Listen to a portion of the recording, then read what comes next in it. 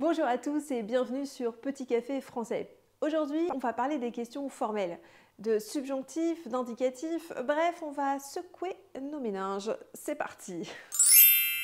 Alors, on se rappelle qu'une question formelle, c'est par exemple la question « Viendras-tu à la soirée ?» C'est-à-dire que vous avez le verbe « viendra » et ensuite le sujet « tu » qui sont donc inversés. Donc ça, c'est la règle de base. Donc jusqu'ici, tout va bien, c'est plutôt facile. Mais regardez avec cette question. Oscar et Zoé viendront? Donc ici, nous avons une question langage familier.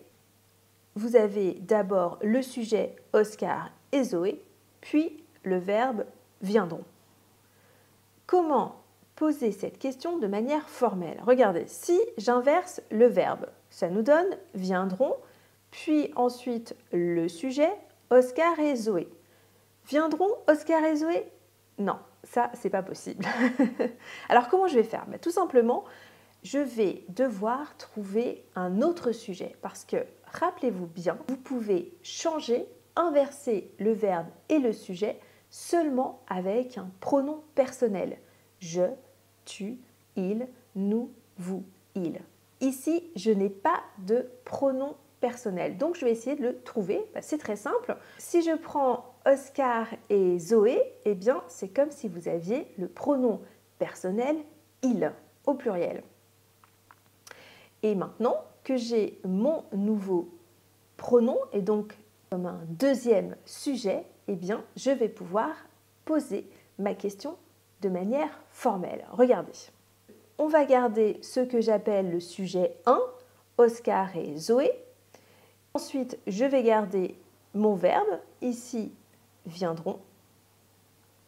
Et c'est ensuite que je vais utiliser mon deuxième sujet, il au pluriel. Ce qui nous donne Oscar et Zoé viendront-ils. Et je n'oublie pas de mettre le petit tiret pour pouvoir montrer que le verbe est bien en relation avec ce nouveau pronom personnel. Et c'est grâce à ce tiret aussi que vous pourrez montrer que vous faites cette question formelle et ça vous oblige aussi à faire la liaison.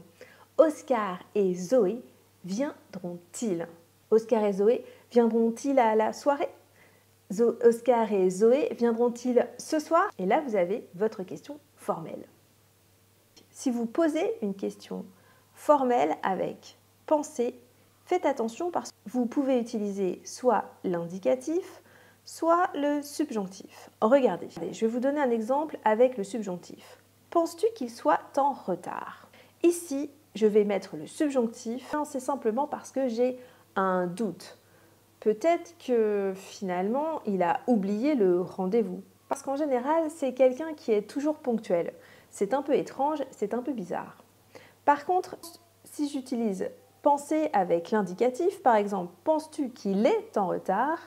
Alors ici, c'est mon opinion, c'est-à-dire que je suis quasiment sûre qu'il est en retard, un petit peu comme d'habitude. Donc si vous utilisez le subjonctif, ça veut dire que vous avez un doute. Vous trouvez ça étrange que votre ami soit en retard. En revanche, si vous utilisez l'indicatif, ça signifie que vous êtes sûr qu'il est en retard, finalement comme d'habitude. J'espère que maintenant vous tenterez de poser des questions plus formelles. Je vous souhaite une très belle journée. À bientôt.